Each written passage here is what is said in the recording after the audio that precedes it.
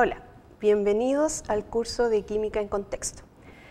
Seguramente tienes una idea de que el estudio de la química es algo complejo, de que la asignatura es algo compleja y difícil de entender.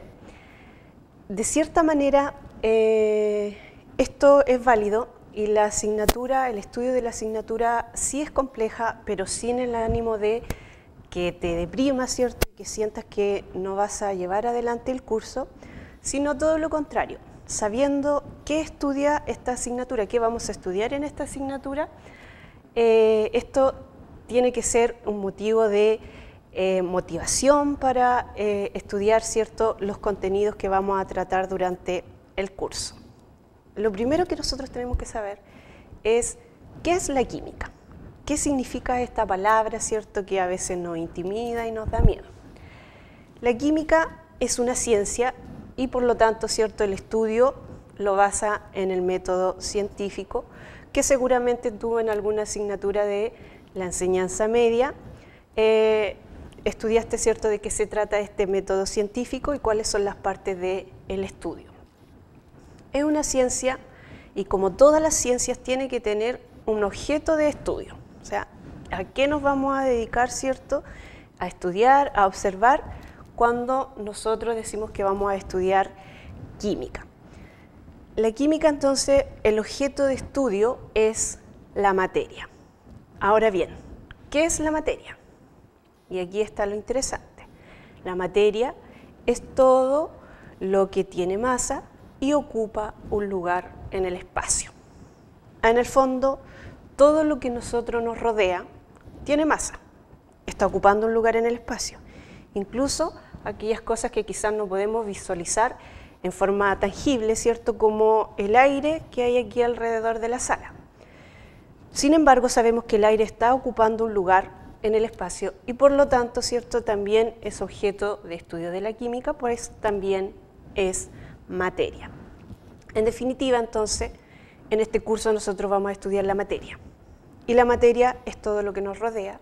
Por lo tanto, la complejidad, ¿cierto?, del estudio de la química es que nosotros vamos a tener que estudiar prácticamente todo lo que nos rodea. Como esto es muy amplio, entonces, para que se nos haga más fácil el estudio, lo que nosotros vamos a hacer es una clasificación de la materia. Seguramente ustedes ya conocen, ¿cierto?, una clasificación que en cualquier curso de ciencia que hayamos tenido anteriormente se da a conocer esta clasificación, que es de acuerdo a su estado de agregación o a su estado físico. Esta clasificación de acuerdo a su estado de agregación, para que lo recordemos un poquito, ¿cierto?, es estado sólido, estado líquido y estado gaseoso. Pues bien, lo que tenemos que tener en cuenta cuando nosotros clasificamos la materia es que la materia, es decir, todo lo que a nosotros nos rodea, incluso nosotros mismos, está formada por pequeñas partículas que se denominan o que se llaman átomos. Por lo tanto, ¿cierto?, nosotros vamos a aceptar en primera instancia la teoría atómica que nos dice que la materia, ¿cierto?, está formada por átomos. Los átomos son partículas muy pequeñitas que nosotros no podemos ver, ¿ya? Por lo tanto, vamos a tener que aceptar esta teoría sin nunca poder visualizar, ¿cierto?, un átomo, que es la partícula que, unidas entre ellas, comienzan a formar la materia que a nosotros nos rodea. Estas partículas, entonces, que están formando la materia, pueden explicar, o sea, la distribución de estas partículas pueden explicar por qué nosotros clasificamos la materia como sólida, como líquido y como gas. Pues bien, en el estado sólido, por ejemplo, tenemos el lápiz, la mesa, ¿cierto?, la silla, el cuaderno. Sabemos que la forma de la materia es definida, ¿ya?, y que el volumen también, ¿cierto?, está definido, y esto es porque las partículas, ¿cierto?, que están formando parte de la materia están unidas y ordenaditas entre sí. Entre ellas, todas las partículas que forman la materia están juntitas, están unidas y forman ¿cierto?, una estructura rígida, por lo tanto les dan una forma definida y el volumen entonces corresponde a la materia que nosotros estemos observando. En el caso de que la materia se encuentra en estado líquido, entonces estas partículas se comienzan a separar, ya no están tan juntitas, ya no están tan rígidas, y por lo tanto una de las características que se asocia a la materia líquida es su capacidad de escurrir. El agua, por ejemplo, ¿cierto?, a temperatura ambiente. Sabemos que todos los líquidos tienen esa capacidad de escurrir y es porque estas partículas, ¿cierto?, se están separando y por lo tanto, ¿cierto?, la materia comienza a escurrirse. Hay una menor interacción entre estas partículas porque ya están más alejadas y por lo tanto ahora la forma no está definida. Ya, no podemos decir, la forma del agua, ¿cierto?, es esférica, es cuadrada, etc. No tiene una forma definida, sino que el líquido siempre va a adoptar la forma del recipiente que lo está conteniendo. El volumen sí es fijo y si nosotros variamos la presión o la temperatura, esto va a variar muy poco. Luego, si hablamos de la materia en estado gaseoso, entonces aquí las moléculas, o sea, las partículas que están formando parte de la materia, ¿cierto?, se comienzan a separar más todavía, hay menor interacción y por eso la capacidad que tienen los gases es de expandirse, ¿cierto?, de ocupar siempre el máximo volumen donde están contenidos. Acá entonces las moléculas tienen libre, no hay interacción entre ellas y tienen un libre movimiento y por eso es cierto que los gases tienen esta capacidad de inmediatamente expandirse. Esta teoría atómica también a nosotros nos ayuda a hacer otra clasificación de la materia usando otro criterio que ya no es el estado de agregación. Y esta clasificación de la materia usando otro criterio es el que nosotros vamos a utilizar para comenzar el estudio de nuestra asignatura. Es importante que sepamos, ¿cierto?, que la materia la podemos encontrar en estos tres estados. Bueno, incluso ahora se está hablando de un cuarto estado de la materia, que es el plasma, ¿cierto? Y el plasma es cuando la materia en estado gaseoso está a temperaturas demasiado elevadas y por lo tanto los átomos se rompen, ¿cierto? Y ya vamos a estudiar de que los átomos a su vez están formados por otras partículas que se denominan subatómicas, entre ellas los electrones. Entonces los electrones, ¿cierto?, se escapan del átomo y por eso esa materia, ¿cierto?, adquiere también carga. Se dice que la materia que se encuentra en ese estado de plasma, por ejemplo, es el Sol, las estrellas, etc. Bien, continuamos, ¿cierto?, con el otro criterio de clasificación con el que nosotros nos vamos a quedar para comenzar a estudiar la química desde este curso que es Química en Contexto. La clasificación que nosotros vamos a quedarnos ahora tiene que ver con el criterio que vamos a usar para hacer la clasificación, es su composición. Y esa composición también tiene que ver con las partículas, ¿cierto?, que están formando parte de la materia, que serían los átomos. Entonces, ¿cómo están constituidos los átomos? De acuerdo a eso, nosotros vamos a clasificar la materia. Pues bien, tenemos dos grandes tipos de materia, ¿cierto?, o sistemas que vamos a llamar materia homogénea y materia heterogénea. La materia homogénea es cuando nosotros nos vamos a poder distinguir, ¿cierto?, sus componentes y todos ya tenemos una idea de qué significa homogéneo, que es algo uniforme, ¿cierto? Entonces la materia es uniforme y no se pueden distinguir los componentes. Y acá tenemos otra clasificación, ¿cierto?, que sería la materia heterogénea, en donde aquí sí es posible distinguir algunos de los constituyentes, ¿cierto?, del cuerpo, del objeto que se esté observando. Esta materia homogénea la podemos clasificar en mezclas homogéneas y en sustancias puras. Y la materia heterogénea la podemos clasificar también en mezclas, pero en este caso se denominan mezclas heterogéneas. Aparecen entonces aquí las mezclas en los dos sistemas, homogéneo y heterogéneo. Las mezclas es la forma de materia más común, la que prácticamente a nosotros se nos hace más fácil encontrar en la naturaleza. Porque ya sabemos, ¿cierto?, que el lápiz, el cuaderno, la mesa están formadas por la mezcla de varias sustancias, ¿cierto?, de varios constituyentes, y por lo tanto es la forma de materia más fácil de encontrar. Estas mezclas heterogéneas nosotros las podemos separar, ¿cierto? Podemos separar los componentes porque ya sabemos que están formadas por dos o más sustancias. Podemos separar sus componentes a través de métodos mecánicos o métodos físicos. Tenemos también acá, en este otro lado, en la materia homogénea, sustancias puras. Las sustancias puras tampoco nosotros podemos distinguir sus componentes, por eso están a este lado de la materia homogénea. Y dentro de las sustancias puras nosotros vamos a encontrar compuestos y elementos. Los compuestos nosotros los podemos separar, ¿sí? Podemos separar los componentes aunque no se distingan, ¿cierto? Los podemos separar a través de métodos químicos para obtener elementos. Los elementos, entonces, es la forma de materia más simple que existe. ¿Ya? Nosotros podemos separar las mezclas, podemos separar los compuestos, hasta llegar a la forma de materia más simple que existe, que son los elementos. Es decir, esto ya no se pueden separar ni por métodos físicos ni por métodos químicos. Los elementos, entonces, es la forma de materia que está formada por átomos de una misma especie. ¿Ya? Tenemos entonces que los átomos son iguales. Ya sabemos que los átomos son pequeñitos, por lo tanto, para poder observar una forma de materia, nosotros tenemos que tener millones de átomos, ¿cierto? Miles de átomos unidos para poder visualizar la materia en forma tangible.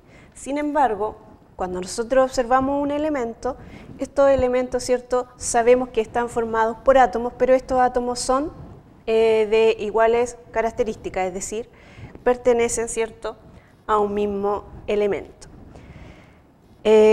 ¿Cómo vamos a identificar estos elementos?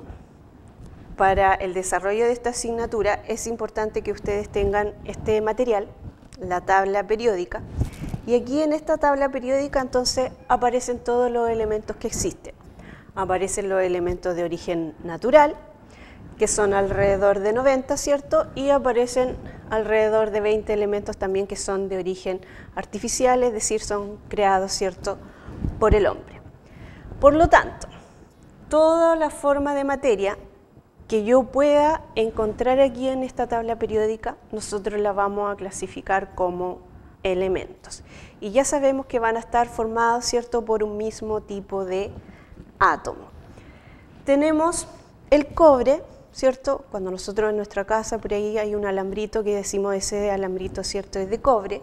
Entonces, lo que podemos hacer para clasificar esa materia, ese alambrito de cobre como elemento compuesto o mezcla, es ver si el cobre aparece aquí en la tabla periódica. Y efectivamente, ¿cierto?, el cobre aparece en la tabla periódica.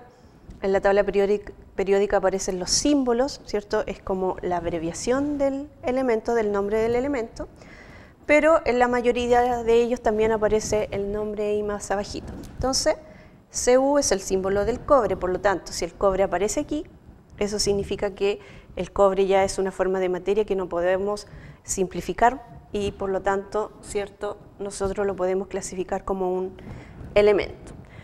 Tenemos el hierro, el sodio, el nitrógeno, el azufre y así, ¿cierto?, todos los que nosotros podemos encontrar acá. Tenemos que entonces tener en cuenta de que estos elementos siempre van a estar formados por átomos de iguales características, ¿cierto? Siempre de un mismo elemento. Luego, cuando nosotros comenzamos a complejizar la materia, ¿cierto?, vamos a encontrarnos aquí con los compuestos. Los compuestos van a ser la unión de dos o más elementos, ¿cierto?, distintos, y esta unión de dos o más elementos siempre va a ser en una proporción que sea definida. Con un ejemplo quizás te va a quedar más claro. Tenemos el agua, que quizás ya sabes, ¿cierto?, que el agua tiene una fórmula química que es H2O. Entonces aquí nosotros observamos de que los elementos que están formando parte del agua son hidrógeno y oxígeno. Cuando dijimos la definición de compuesto, ¿cierto?, dijimos que es la unión de dos o más elementos. Y aquí tenemos dos elementos que son hidrógeno y oxígeno. ¿A qué me refiero cuando digo una proporción definida? Que nosotros estamos especificando aquí que para que la sustancia se denomine agua, necesariamente tienen que ser dos átomos de hidrógeno por un átomo de oxígeno. Esto está definido así, y si nosotros no mezclamos, no unimos en esta proporción, entonces simplemente la sustancia no va a ser agua, ¿cierto? Va a ser una mezcla de los dos gases, pero si no está en esta proporción de 2:1, entonces no es agua. A eso se refiere entonces de que la unión de estos elementos tiene que ser en una proporción definida. Y si es en una proporción definida, entonces nosotros podemos denotarlo, ¿cierto?, a través de una fórmula química. Esto que yo escribí aquí, ¿cierto?, se denomina la fórmula del agua. Por lo tanto, todas aquellas sustancias que yo las puedo identificar con una fórmula química son compuestos. Porque al escribir la fórmula, yo estoy dando la proporción definida de los átomos que se están uniendo de cada elemento, ¿cierto?, para formar esta sustancia que nosotros entonces la vamos a clasificar como compuesto. Aquí nosotros estamos diciendo de que para formar el agua necesitamos dos elementos, es decir, hidrógeno y oxígeno. Pero por cada átomo de oxígeno vamos a necesitar dos átomos de hidrógeno. Y estos átomos entonces tienen que quedar unidos entre sí. Cuando se unen a través de un enlace químico, que se denomina covalente, que ya vamos a estudiar más adelante, entonces la unión de estos átomos se denomina molécula. ¿Ya? Cuando yo uno dos o más átomos, a esa unión de dos o más átomos le vamos a llamar molécula. En el caso de los elementos, que es la forma de materia más simple, también nosotros podemos encontrar una molécula, ¿ya? Sabemos que el aire está compuesto por oxígeno, por nitrógeno, también por hidrógeno, ¿cierto? Pero estos no son átomos de oxígeno, de nitrógeno y de hidrógeno en una proporción variable, sino que el oxígeno, ¿cierto?, para llamarlo oxígeno tiene que estar estos átomos de oxígeno unidos en una proporción definida. Por ejemplo, O2, N2, H2, ¿cierto?, que se les denomina diatómicos, elementos diatómicos o elementos moleculares. Si nosotros estamos uniendo dos átomos de oxígeno, entonces a esa estructura se le va a llamar molécula. ¿Ya? A la estructura en donde nosotros unimos dos átomos de oxígeno se le denomina molécula. Sin embargo, el oxígeno sigue siendo un elemento. ¿Por qué sigue siendo un elemento? Porque tenemos átomos de un mismo tipo. ¿Ya? Dijimos que la unión de compuestos es la unión de dos o más elementos. Y aquí lo que tenemos es unido dos átomos, pero de un mismo elemento. ¿Ya? Por lo tanto, el oxígeno, el nitrógeno y el hidrógeno son moléculas, pero son moléculas de elementos, no de compuestos, ¿cierto?, porque los átomos son de un mismo tipo. Tenemos acá un ejemplo de una molécula en donde nosotros vamos a visualizar esos átomos que no podemos ver, ¿cierto?, que son muy pequeñitos, como esferas. Entonces vemos tres esferas que son de un mismo color, por lo tanto podemos suponer que esas tres esferas son tres átomos de un mismo elemento. En este caso es la molécula de ozono, ¿cierto?, cuya fórmula es O3. Como tenemos la unión de dos o más átomos, esto es una molécula de ozono. Pero el ozono es un elemento, ¿ya?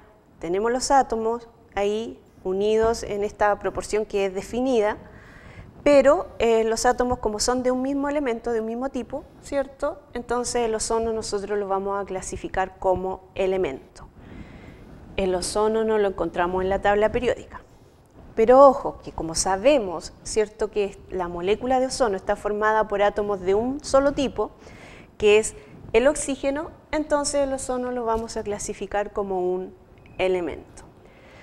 Acá tenemos la unión, ¿cierto?, de 5 átomos, en donde observamos que hay un átomo que es distinto a los otros 4. Por lo tanto, como este es distinto, que acá se ha caracterizado, ¿cierto?, con un color distinto, nosotros tenemos que suponer que estos 4 átomos, estas 4 esferitas de color rojo, son de un mismo elemento. Sin embargo, el átomo central, ¿cierto?, corresponde a otro tipo de átomo, a otro elemento. Entonces, la agrupación de los átomos se llama molécula, igual que la anterior. Sin embargo, esta no es una molécula de un elemento, sino que es una molécula de un compuesto. ¿Por qué es la molécula de un compuesto? Porque tenemos la unión de 2 o más elementos distintos. En este caso, esto representa la molécula de metano, del gas natural, ¿cierto?, cuya fórmula sería CH4. Ya, los átomos, entonces, rojitos, en este caso, representan átomos de hidrógeno y el átomo negro del centro representa el átomo de carbono. Entonces tenemos moléculas para elementos y tenemos moléculas para compuestos. Bien, cuando nosotros unimos 2 o más sustancias puras, ¿cuáles son las sustancias puras? O los elementos, ¿cierto?, o los compuestos. Entonces, cuando unimos 2 o más sustancias puras en una proporción variable, a esa unión de 2 o más sustancias puras en una proporción variable, nosotros le vamos a llamar mezcla.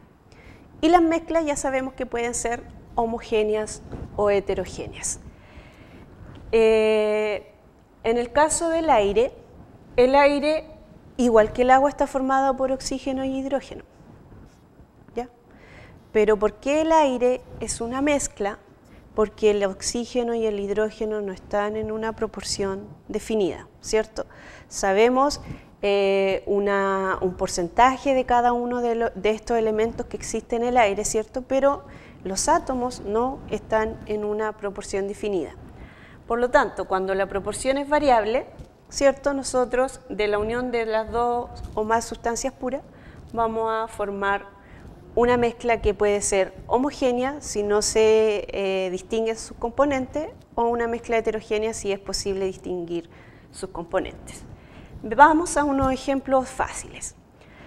Cuando nosotros mezclamos agua con cloruro de sodio, que el cloruro de sodio es la fórmula de la sal común que nosotros tenemos, ¿cierto?, en nuestras casas para cocinar, entonces sabemos que si hay un vasito con agua, que el agua lo represento con una fórmula, ¿cierto? Por lo tanto, el agua, si no tuviera nada más, que no es el caso del agua potable, porque ahí tiene cloro, tiene flúor, ¿cierto?, tiene varios componentes.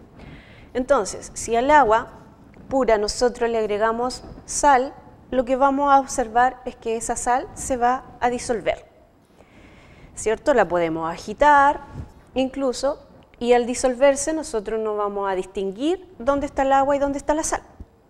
Sabemos que se mezclaron y que ya no se distinguen, que es uniforme en todos lados, por lo tanto ahí hay una mezcla, ¿cierto? Y esta mezcla, como no es posible distinguir los componentes, va a ser una mezcla homogénea.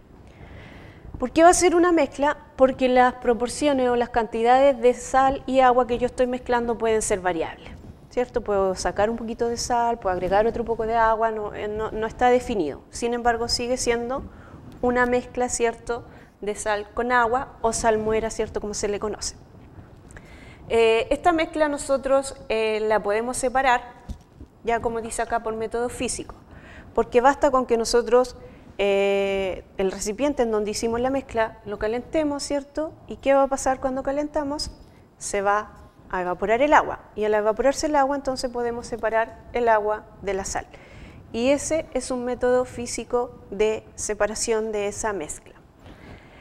Tenemos también las mezclas heterogéneas, y un ejemplo fácil es ahora mezclar el agua pero con aceite, ¿cierto? Nosotros vamos a observar que aquí no van a ser miscibles, es decir, que siempre nosotros vamos a poder diferenciar las capas. ¿Dónde está el agua? ¿Dónde está el aceite? Entonces, si se distinguen los componentes, vamos a hablar de una mezcla, pero en este caso la mezcla va a ser heterogénea. Esa mezcla también la podemos separar, ¿cierto? Por decantación, por diferencia de densidades entre el agua y el aceite. Entonces, podemos hacer la separación de los componentes de la mezcla. Ya sabemos cómo se clasifica la materia y si queremos ir desde lo más simple a lo más complejo, entonces sabemos que lo más simple son los elementos. Luego, si estos elementos nosotros los unimos en una proporción definida, vamos a formar los compuestos. Y si estos elementos y compuestos los unimos en una proporción variable, entonces vamos a formar las mezclas, ya sean homogéneas o heterogéneas. Clasificamos la materia porque así, entonces, si nosotros la tenemos clasificada, va a ser más fácil el estudio que nosotros tenemos que hacer del objeto de estudio de la química. Queremos saber específicamente qué de la materia nosotros nos vamos a dedicar a estudiar. Bien, la química entonces va a estudiar la estructura de la materia, que nosotros ya eso lo tenemos adelantado, pues sabemos que la materia está formada por átomos y dependiendo, ¿cierto?, de la estructura de estos átomos, de cómo estén conformados, ¿cierto?, hicimos la clasificación de la materia.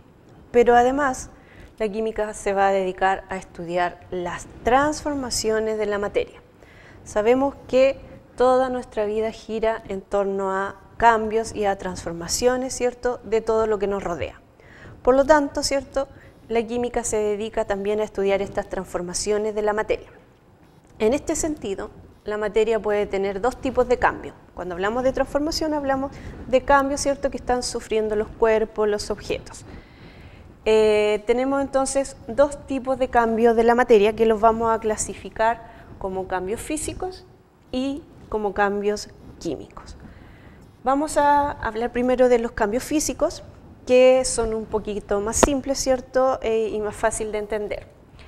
Los cambios físicos, acá aparece un ejemplo entre paréntesis y dice cambios de estado. Cambio de estado se refiere, ¿cierto?, cuando nosotros pasamos un cuerpo o un objeto desde el estado sólido al líquido o al gas. Por lo tanto, todas estas transformaciones, en donde nosotros ya vemos que la materia no es igual, que como la observamos en un principio, ¿cierto?, van a ser ejemplos de cambios físicos. Es decir, la evaporación, la fusión, la condensación, etc. Te invito a que tú puedas estudiar qué es la evaporación, el paso desde qué estado de la materia hacia qué estado.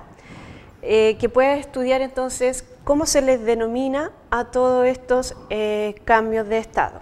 ¿Qué es la fusión? ¿Qué es la evaporación? ¿Qué es la condensación? ¿Cierto? Que es un reto que queda para ti.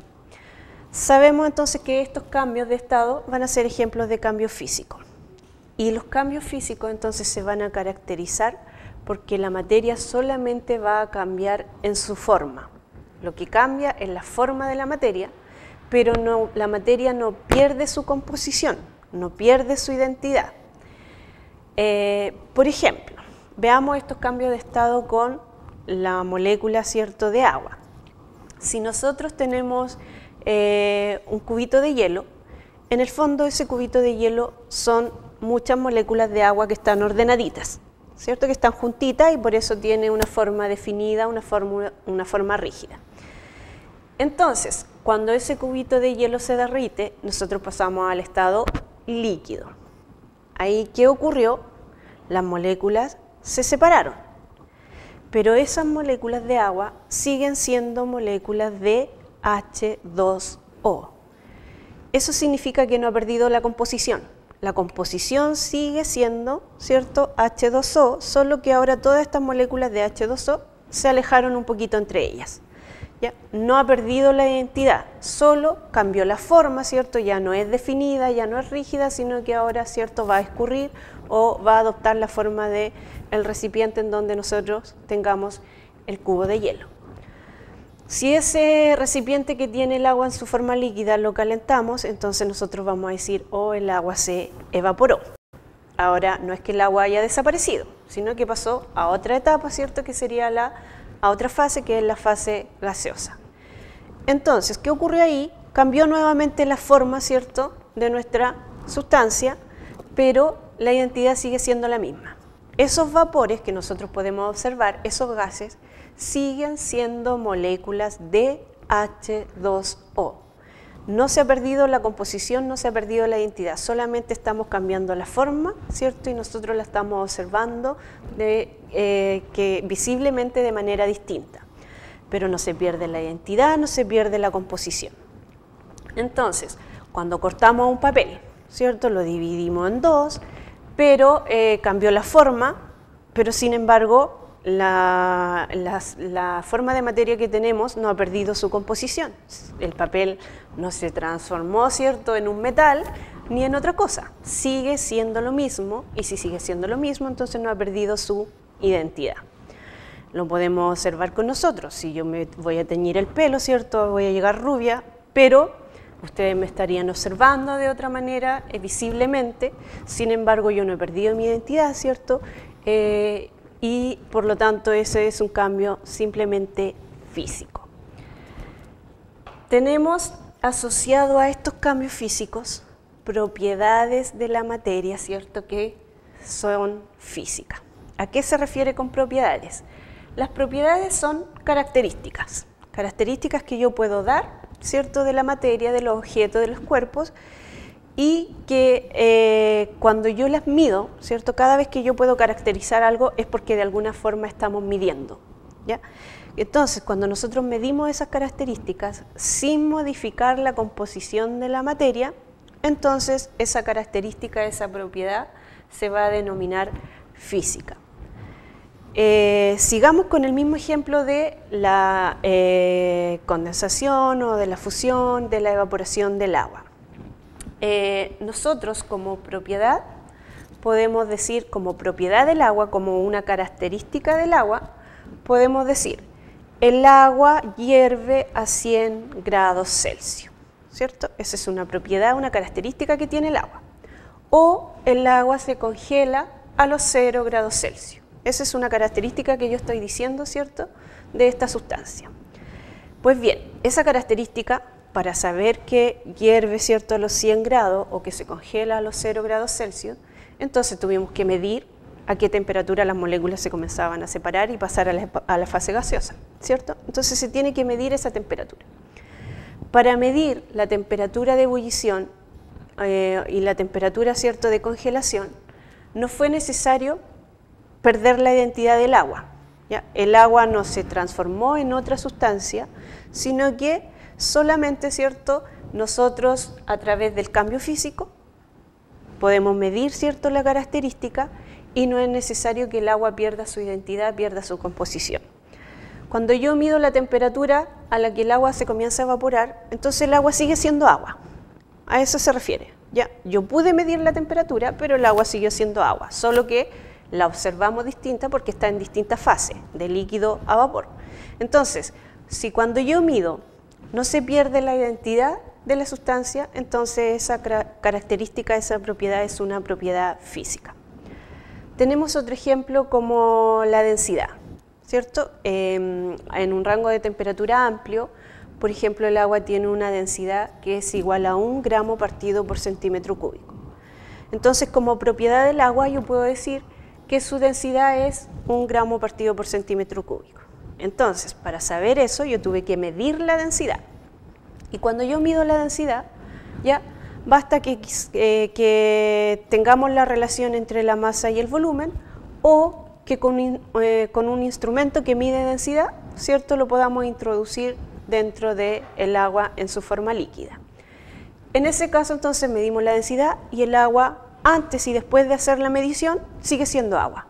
No cambió su identidad, no cambió su composición. Por lo tanto, si nosotros pudimos medir una característica sin modificar su composición, a esa característica, ¿cierto?, le vamos a llamar una propiedad física.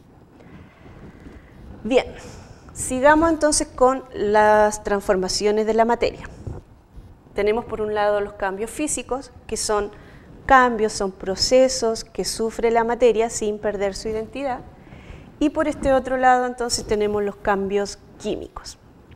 A diferencia entonces de los cambios físicos, los cambios químicos involucran que la materia pierda su identidad y pierda su composición.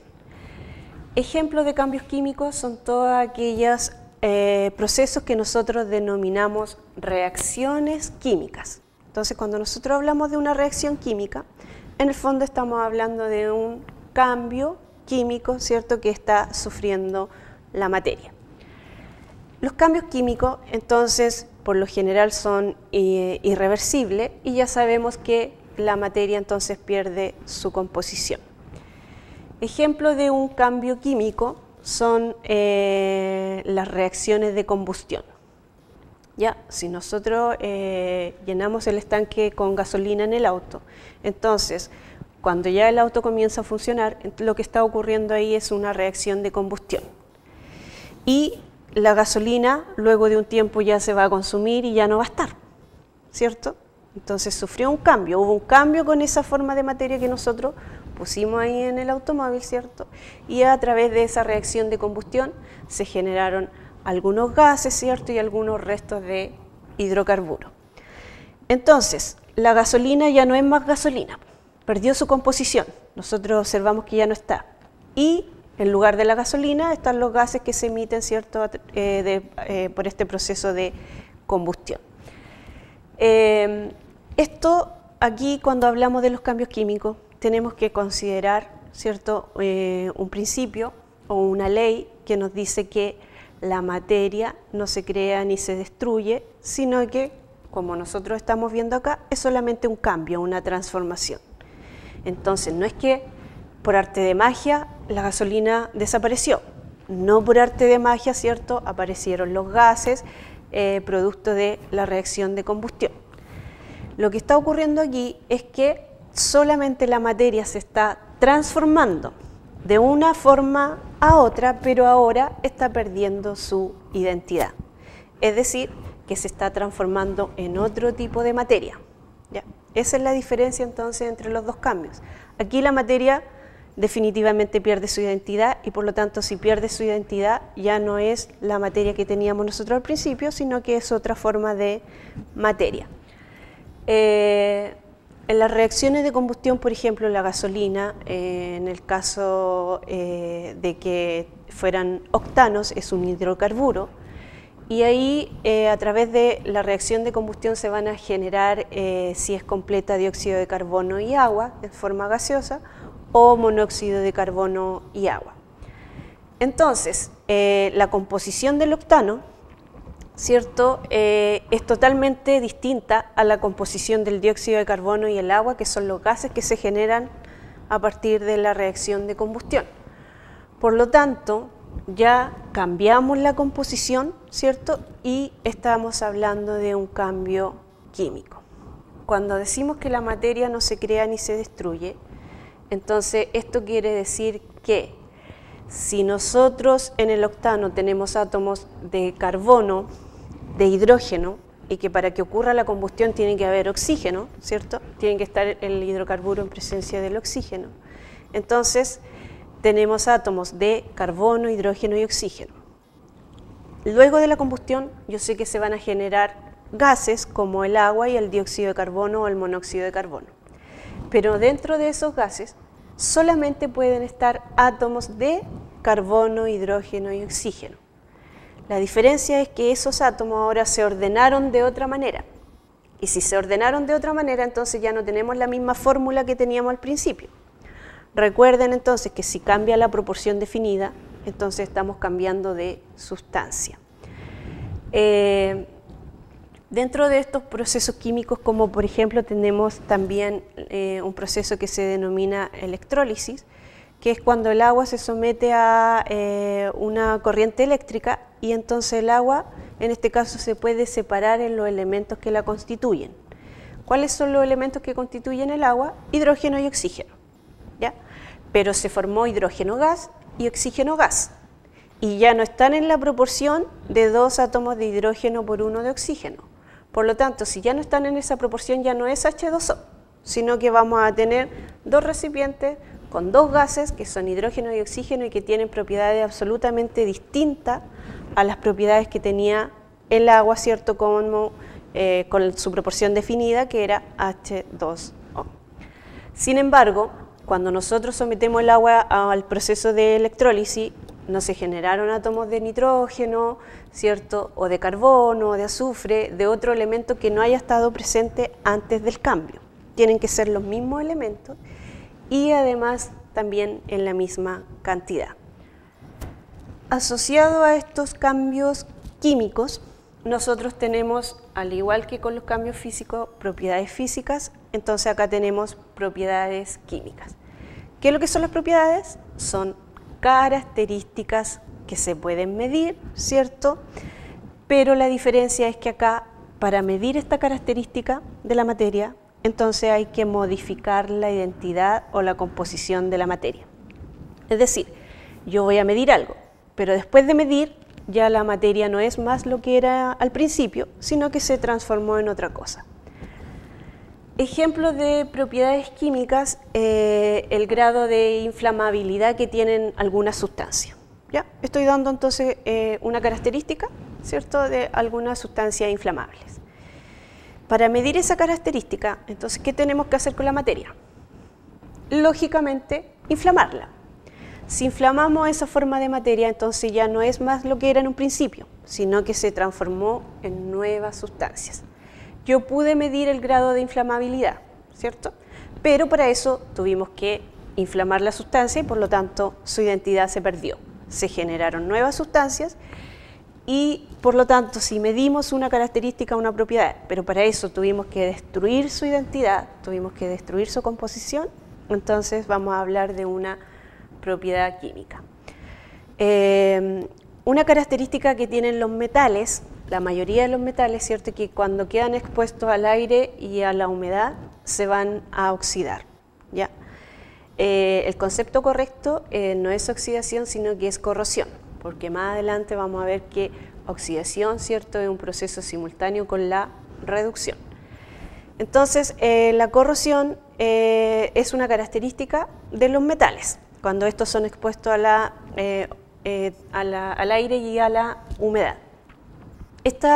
Nosotros podemos medir entonces el grado de corrosión o podemos hacer qué metales son más corrosivos, ¿cierto?, o cuáles son menos corrosivos. Pero para eso nosotros tenemos que someterlo a este proceso de corrosión. Y cuando ya se someten a este proceso de corrosión, entonces el metal ya no es más la sustancia que teníamos al principio, sino que ahora se transformó en una nueva sustancia, ¿cierto?, que va a ser un óxido del metal. Por lo tanto, medimos, ¿cierto?, o pudimos comparar la corrosión entre los distintos metales, pero para eso, entonces, el metal, su composición se tuvo que destruir, ¿cierto? Se formaron nuevas sustancias con otra composición, con características totalmente distintas a las originales. Lo medimos, ¿cierto?, pero para eso perdimos la identidad de nuestra materia original.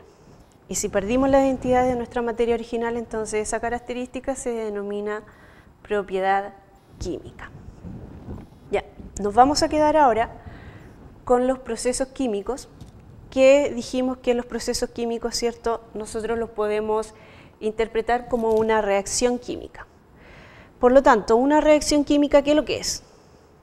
Es cuando nosotros tenemos un proceso en el cual tenemos una materia originalmente y luego de que ocurre un cambio, esa materia perdió su identidad y por lo tanto desaparece.